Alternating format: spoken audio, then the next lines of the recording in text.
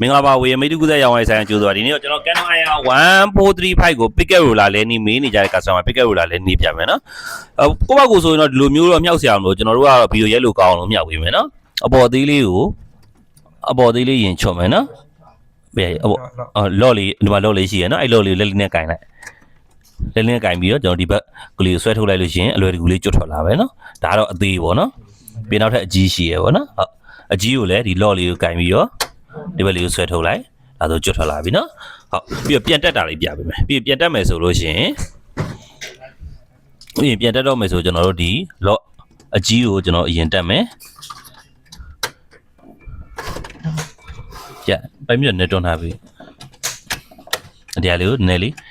နော်ဒါလို့အန်ကြဝိုင်းရပြီနော်မကြလို့ရှင်တော့နည်းလေးပြန်ဖြုတ်ပြန်တက်နော်ပြီးရင်ဒီဟာလေးကြတော့ဒီခွားလေးကိုခွာပြီးတော့ကျွန်တော်အပေါ်လေးထိုးထည့်မယ်ပြီးသွားရင်ကျွန်တော်အရှိလေးတဲ့ဝိုင်းအရှိလေးထိုးထည့်လိုက်မယ်နော်ဟုတ်